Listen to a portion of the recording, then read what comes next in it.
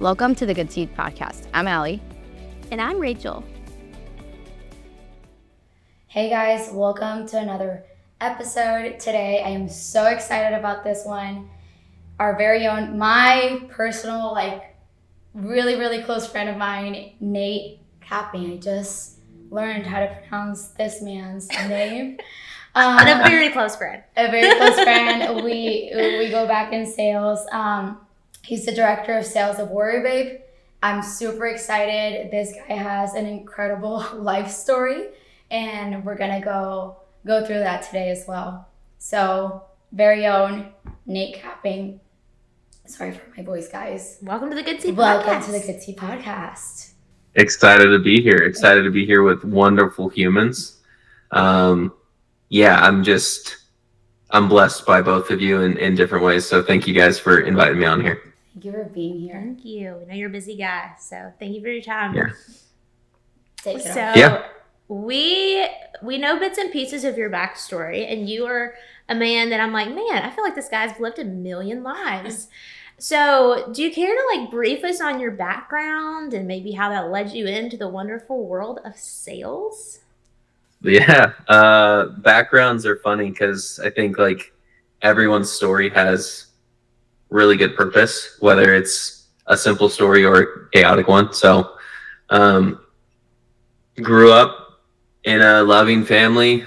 I think they tried to be as loving as possible, at least. And, kind of just really, I think early on determined that my life was going to be a little bit different than the way I grew up. And so that led me down lots of wrong paths when I was younger because I was an idiot kid. But I think my sales career really started in high school. Found an opportunity to sell some non-legal things like drugs and stuff. And what it allowed me to see is how people worked, what people want, the pain that they're trying to avoid, things like that. And sold over $700K in drugs during my high school career. What? And it was a lot. I remember getting pulled over with 6 or 7 pounds of weed in my trunk and thinking, oh, this is it. And then I just told him I was going to youth group and he let me go with a warning. It was one of those things. I was one of those kids. So that's kind of where my sales career started, even though I didn't realize that that's what it was. Right. I was just trying to make money, have a good time. And, it was an easy path forward that allowed me into the world of making money, which is a world that I love. And then from there, went to college, played college football, and, still continued selling in that season. And it kind of led me to a place of breaking where I was engaged at the time, playing college football. I broke my back and had to kind of shift my trajectory a little bit. Oh, dang. So I moved back to Oregon, and it was just a whirlwind of downward spiral. I worked a bunch of different jobs and was making less and less money, trying to get out of the scene that I was in because I knew it was going to end in either prison or death, and I didn't really want that. Yeah. So worked at restaurants, worked at coffee shops, worked as an Uber driver, all sorts of stuff. And every single one of those things, I think what I learned about myself is I'm really good at connecting with people and making them spend more money than what they came to spend. So, which is fun, and so getting to do all of that, I kind of, during that downward spiral season, got to a place where I was completely hopeless and out of money, on the edge of homelessness, all of these things, and, made some really poor decisions that changed my life. So I'm kind of happy for them, which is weird, but attempted suicide when I was 20 and woke up 3 days later in the same apartment that I tried to do it in. And God radically changed my perspective. And so that's when I really started pursuing Christ and Christ-centeredness. So I don't know, this is a lot, so slow me down if I need to slow down. But really went from that to okay, so how can I use my skill set and also influence people for good to get out of their bad situations. And that led me down my degree in my undergrad, which was like public health, gross, and then pastoral ministry. So I got into being a pastor and was doing that interchangeably with sales. So the story gets a little muddy there because pastors don't make a ton of money. So I still was money minded. But yeah, so I was doing that, pastoring people. I was mainly on like the local global mission side of things, like impacting people in need. And that's where I started pastoral leadership. And then I kind of transitioned into discipleship and just like employee team pastoral leadership. So growing team, expanding their knowledge of the Bible and scripture and how we can lead and pastor others really, really well in regardless of what circumstance they're in. Throughout that time, I got into sales from an ad. I saw Taylor Welch talking about making tons of money online from home with 2 hours of work a day or some crap. Yeah. And I bought a $90 course or something, like maybe it was $27 or something like that. I went through it all. Then they called me to sell me on their coaching program. And I was like, man, you guys are using the exact script that I just learned. How about you just hire me and I'll close for you instead of you just trying to sell me on more stuff? They didn't. And so I got a job somewhere else just through Facebook. Okay. Facebook is a great place to start for finding opportunity to sell because there's so many business owners on Facebook and also so many resources. But yeah, so then I got a job selling for some random SaaS company, made like 17K in my first week, called Taylor Welch's company back. I'm like, hey, this is what I did. And then they hired me. So I just used it as leverage. And then that year was probably my most difficult year in sales because I thought I knew everything and I didn't know anything. So, money was a roller coaster at that time, and I loved selling, but I loved more so when I was sitting next to someone in the office and helping them with their sales process. So I was like, man, I wish I could do that all the time, but I didn't really know how to. From there, worked at a lot of different sales companies, still was pastoring, still was doing all of that. And then an opportunity to lead came along, and I started doing like fractional management for a company where I led a portion of their sales team. And it was just like, it was like passion fulfilled of like, how can I impact people to make more money and also like not be on calls every day. It wasn't, I don't think it's for everyone, management. And I also don't think that like I was even ready for it when I first entered into it. And so lots of learning, but yeah, I mean, that kind of gets me to today where I had a meeting with Luke at Warrior Babe, and, the rest is kind of history, and growing the team to where it was and where we're going now is super, super fulfilling. So very, very fast background. I know that's like a decade worth of years, actually more, but like probably 15 years worth of time. But that's where I'm at.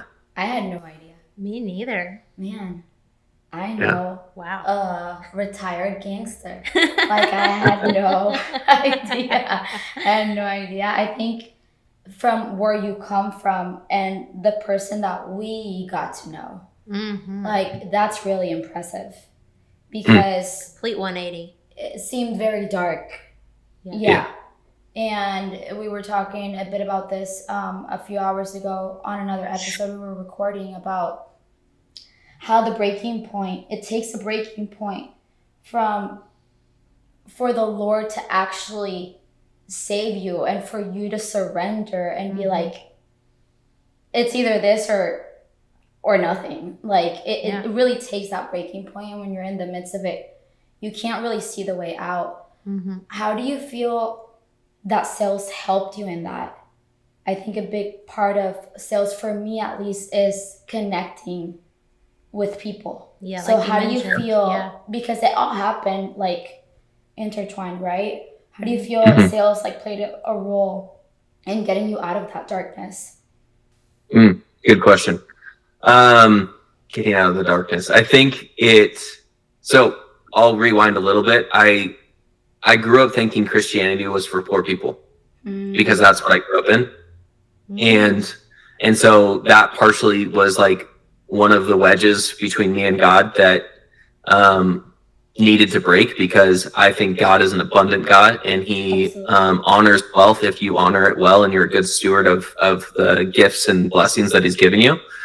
And so I think that like sales gave me an avenue while I was doing that in tandem with learning the Bible and like really, really diving into what do the scriptures actually say, not what do pastors teach me. It allowed me to kind of connect with people on a level of using the discernment from Holy Spirit, and also see that money is actually not a bad thing. It's not a bad thing for Christians to have. It's not a bad thing for people that are serving the Lord to have at all. And it's something that we should be seeking so that we can bless the kingdom even more. And so I think when those things married in my mind, it was like an unleashing of, okay, I don't have to be in poverty and be a Christian. I can be a wealthy Christian that impacts people. And so I think sales like helped me take the gifts that God has given me and insert them into the world marketplace, not just in the Christian circle.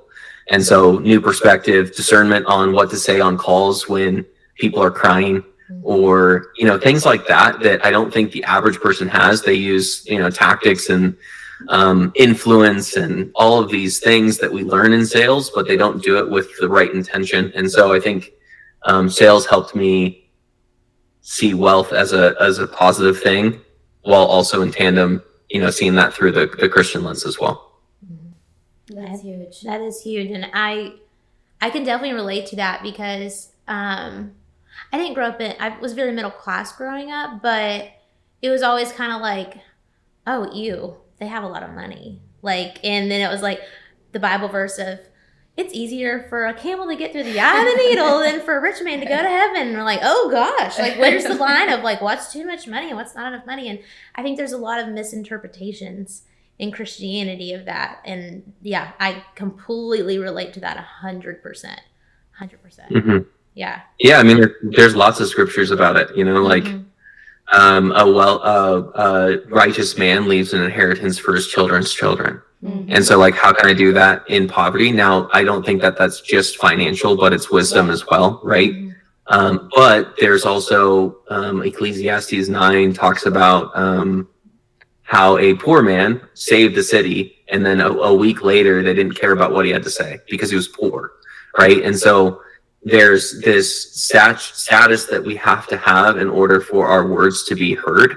Because if we don't have the status, then people don't want to listen, even if our ideas or our thoughts or our values are actually really, really beneficial. And so I think that like being able to influence and live in wealth, spiritual wealth, emotional wealth, relational wealth, financial wealth is the call for Christians. But yeah, I do agree that it is harder for a rich man to get into the kingdom, which is a hard thing to balance. It's the same concept of people that don't really believe in this God of abundance, right? So whenever I started getting into Christianity was like 2018.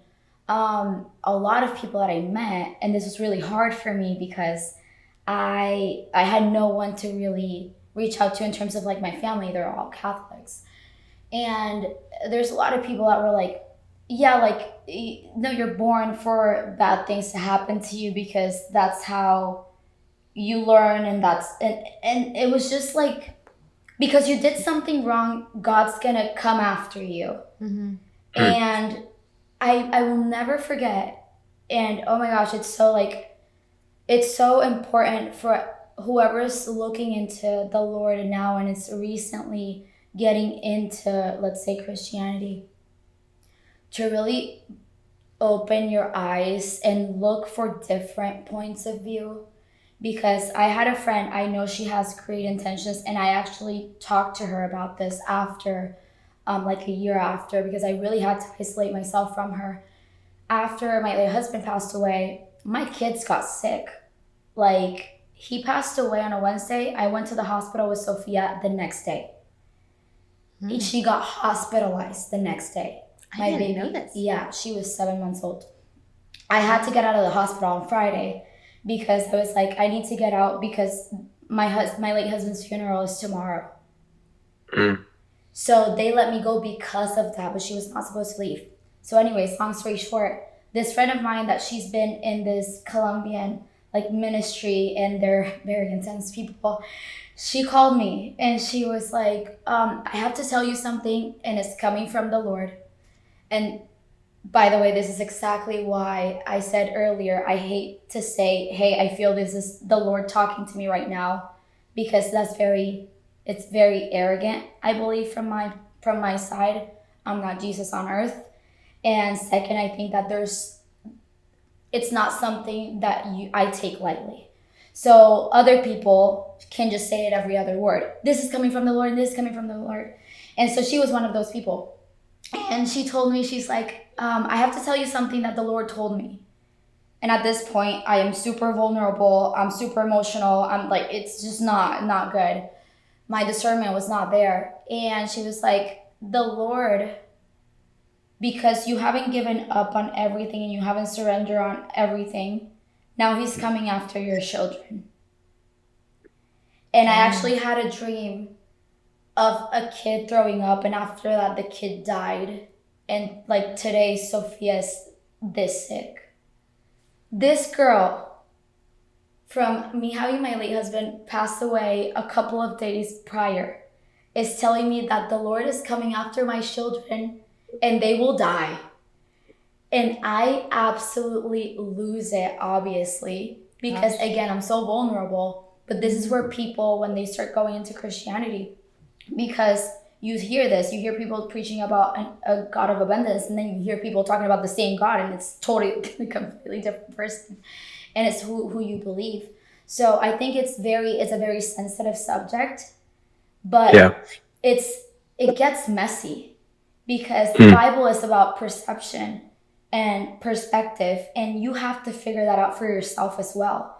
And one of the things that I started to do, because I isolated for like 8 months, I didn't talk to anyone, I started to ask the Holy Spirit to explain to me what I didn't understand in the Bible. And from that, I think it opened my heart to like, okay, this is the way I see things. Might be right or might be wrong. The only one who will probably tell me if it's right or wrong is maybe Jesus, you know? So it's like when you get really connected with the Holy Spirit and you build that discernment, and it happens through practice as well, just like anything else. I see it as a skill as well. You can really see all the things that the Lord has to offer. And again, like ask and you shall receive. But he doesn't hate you. The Lord isn't here to like punish you because you screwed up yesterday. I believe that's Satan actually getting in your head and wanting you to think that. But there's a lot of Christians that come from that. And it sounds like whenever you talk to me about like your upbringings with Christianity, it reminds me of this friend of mine. It's like fire and brimstone kind of teaching method. And especially as a kid, it's not super attractive. It's like, man, this doesn't sound like any fun. Dude, Sundays, we don't like it. It scares people. Yeah, it's Old Testament mindset and New Testament reality, which is like really hard to grapple with, I think. And so like I'm with you, Allie. Like when people say this is from the Lord, I'm like, are you willing to die on a cross for it? Right. Because like if you are, then I'm here to listen, right? But if you're not willing to die on the cross for the words that you're sharing with me, then don't say it's from the Lord, please. Yeah. You know, there's a lack of fear and reverence, I think, for what the Lord actually says versus what we think he's saying, or what the voice in our head is telling us he's saying. And that's like the slippery slope of Christianity, is thinking that everything that we think when we're in prayer is from him. Yeah. And yeah, it's dangerous. It's really, really dangerous. And, you know, like Job, Lord didn't do all of that to Job. Satan did. Absolutely. Right? The Lord allowed it so that Job could be seen as righteous, and so that we could learn that through anything we can still have faith in the Lord. But it wasn't the Lord doing all of the suffering. Right. He wasn't causing all of that. And so like, yeah, it's wild, the traps that people have in their brain, especially Christians. And I think it's the whole world, but the traps that people put themselves in their brain based on their perspective of what someone is saying or the Bible is saying or whatever. And so the more we can understand, like, I believe God, but help me with my unbelief. It's like very similar to like, God, help me understand the things I don't understand. It's super powerful. And like, that's kind of how I entered into sales, was just like before every call, God, just give me the right words, because I have no idea what the F I'm doing. Yeah. I'm trying not to swear as much, but It's all good. You can be yourself. You can. But yeah, I think that makes a lot of sense. And not only that, it's like common sense and spirituality. I preach about this because of my experience. It's like, I think the only references, unfortunately, that I have is Christianity. So sorry for that. But at the same time, I think we get so spiritual because of ignorance. Right? So we get so spiritual that we forget that first, we're human beings and we're emotional beings. So if I am having a feeling that I feel that this is from the Lord, it's a feeling. So feelings, like, they're not right all the time, right? So I think ignorance is a big part of people saying this is from the Lord, because one thing is to fear of the Lord, and then the other thing is like to be scared of the Lord, but which is a huge thing. And when this was actually happening, I'm like now remembering, a prophet friend of mine called me. She had no idea that this was happening. And she told me, I believe in my heart that the Lord wants me to tell you that you cannot be scared of him and you have to fear him. This was like a week after this happened, and she had no idea. And I started crying, and I was like, I can't sleep because I think my kids are going to die every day. And she was like, stop. That's not the Lord I know. It's like, he's the Lord of love. So I think that perspective, and just if you're in the beginning stages of figuring out your relationship with the Lord, asking for discernment is a prayer that I did daily when he passed away, because I was so in my mind was just mush. So I think that's a huge and really, really powerful prayer. And another prayer that I always talk about is, Lord, reveal your true self to me. That was another prayer that I really did. And I think it works. Like, ask and you shall receive again. Like, it really, really works. But you can't take everything from a human being like that to heart, right? Because we're humans. Like, we're not perfect. And I think and the Lord's not going to contradict what his scripture says, right? So like, show me in scripture where he's killing my babies because I'm not fully right in your perspective or whatever, right? Like, show me, and if you show me, I'll believe it, right? But like, it's just the fallen nature of man, where we think that sin does separate, but we don't live in a separation gospel anymore. We live in a gospel where you're a believer. God is your friend. He is your counselor. He is your Prince of Peace. He is the person that brings life and life abundant. Now, there's going to be trials and tribulations and all of those things, but we get to take heart in all of those because we have a creator that wants us to win and wants us to spread the kingdom, right? And so like, living in scared, I like that you changed it, right? Living scared of God is not beneficial to the kingdom. It's not beneficial to his mission. So why would he want any of us to do that? Living in fear of his sovereignty and the end day. Did I do good work? Right? Did I do good work for the name of the Lord? That's what I fear. Did I speak when I'm supposed to, and did I hold my mouth shut when I'm supposed to? Did I love people well? And I think that really translates, not to go back to sales, but it does really translate to sales, because we can make a lot of money not serving and loving people well. Absolutely. So if you were, I know we have a lot of people listening who are new to sales or maybe struggling in sales, whether it be the type of sales that we do in the high ticket space, or whether it's like an insurance person or something. Do you have any, I know discernment and connecting with people is a big part of what you've talked about, but do you have any sort of tips, or like, what do you feel like is the most important principle when it comes to becoming successful at sales? Wrestling on if you really want it or not. I think is the biggest thing. I flip-flopped at the beginning of my sales career, like, is this my path or is this just a path? And if it's just a path, it will die. Yeah. And it will be hard, and it will be not fun, and it will be all of the things you don't want. And so once you say, like, yeah, this is my path, and it's my path to make money, it's my path to change my family generations to come, like, if you decide in your heart and your mind that that is the thing, then nothing will get in the way of that, right? So we'll have, like, I think I've been on 12 different offers in my career as a salesperson, and the first 3 I was just like, is this for me? And then the next 9 was like, yeah, this is it. It's just like, this is just a stepping stone towards the goal that I have, right? And so it really starts in your mind, is this for me? And if it's not, there's something else for you. Because sales is not for everyone. And so, like, really, really wrestling with that, I think, at the beginning, and as early as you can do it, the better, because then you're not wasting time. Yeah. That's probably my first biggest thing. Like, if I didn't know that sales was my career for the rest of my life, I would still be wrestling with that today, and I don't. Right? So, and it would be way more difficult. Like, you guys both know that, like, we've gone through some trials in our current context at Warrior Babe.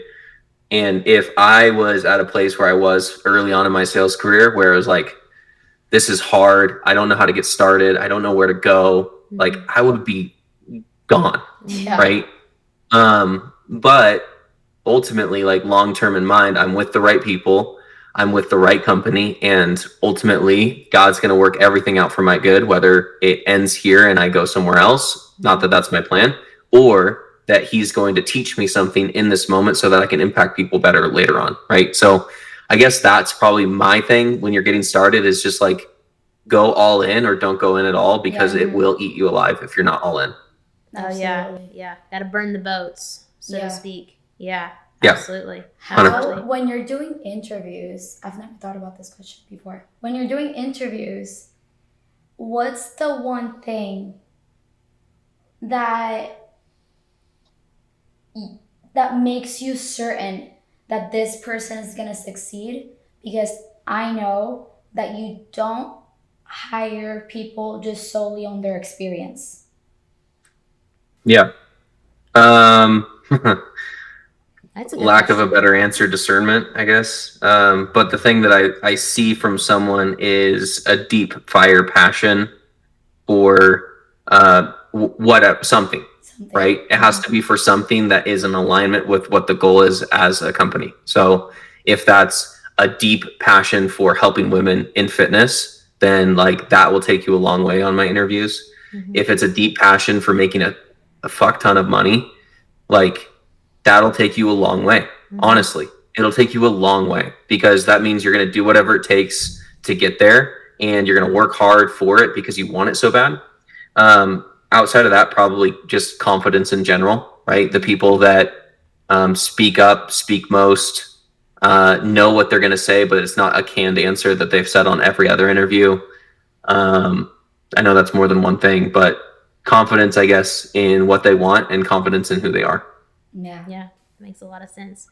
Allie says this all the time. She's like, a bad script delivered confidently is better than a good script delivered uncertain. Unconfidently. Yeah, It's 100%. not every day. Yeah. 100%. So if someone who's listening doesn't know what high ticket sales is, could you explain to our audience? If you don't know what high ticket sales is, it's just sales at a higher price point online for the most part. You know, there are high ticket sales type things that are in person and whatnot, but ultimately it's giving someone the education or the service that they need to hit all of their goals. And if they can hit all of their goals, that deserves to be paid well, and it's a valuable thing, right? And so high ticket sales is, I think that answers it for the most part. It's pretty simple. People try to be like, I was, for example, I was at a Christmas event, and my sister-in-law's father was there, and he goes, so what do you do for work? And I'm like, I work in sales for a fitness company online. He goes, how does that work? Like, it's just like a lot of our generation, especially the older generation, they don't understand that money can be made not in person, not driving on a commute to work, right? Yeah. So it's just doing what businesses do on an online presence, and you can connect with more people that way. You can impact more people that way. And also, if your stuff is good, you can charge a lot of money for it. Yeah, I think that's a great answer. I'm going to tell my uncle to rewatch.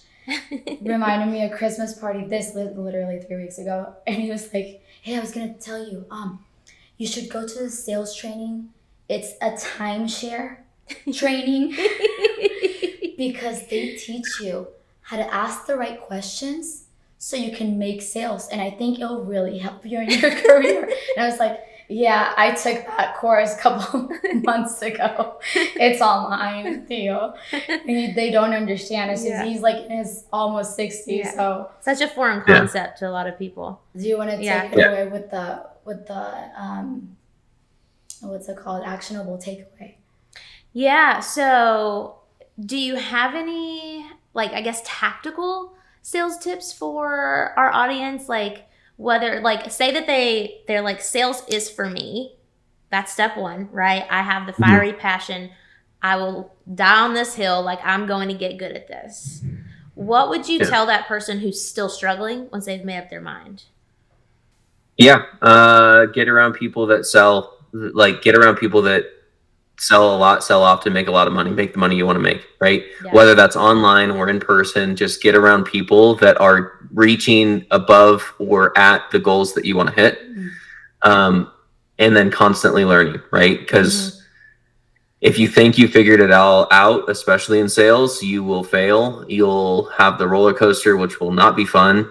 And like that just desire, hunger to constantly know more about human psychology, different words, different questions to use, tonality, all of those things. Those skills go a long, long way and can take someone who's just like mediocre as a salesperson in general to like really, really good.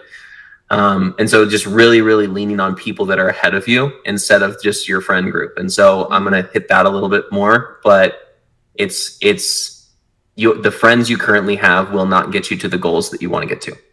And that was a hard lesson for me, where I had a lot of friends that had limiting beliefs, didn't think it was possible, spoke a lot of garbage towards the career I was chasing because no one knows what it really is, to be honest. And it slowed my trajectory. And so if you're around people that speak old life over you or speak certain thresholds of success over you, you got to cut them out, at least for a season. And I know that that's not like sales tactics specific per se, but there's a lot of things that hold you back from success because the sales skills figure themselves out over time if you're learning. So like, it's just getting around the right people. Yeah. Oh, absolutely. Absolutely. I know when I first got into this space, I didn't really know what was possible. And then like, I keep seeing more and more possibilities, right? Like every month, every week, it seems like I'm introduced to a new sphere of abundance, right? And so, so I think that's all about who you surround yourself with, like 10,000%. Yeah. 100%. Yeah. And I grew up in Sisters, Oregon, 3,000 people, no stoplights, small town, rural Oregon. And I hear a lot of people like, I just don't have people around me that make the money that I want to make. It's like, okay, the whole world's on Facebook, so go find them. Absolutely. Right? Like, and I think there's this, like, you just got to open up your mind to what's possible. And as soon as like you find those people online or in your space or whatever, like hold on to them as long as you can, because they will help pull you in the right direction. Someone more successful is not going to look down on someone for making less money or trying to start a business. Someone who's super ripped is not going to look down on a chubby person at the gym, because they know what's possible and they know that just doing the work will get you there. And so like, get around those people. However it takes. You'll only be criticized by people doing less. Yeah. I love 100%.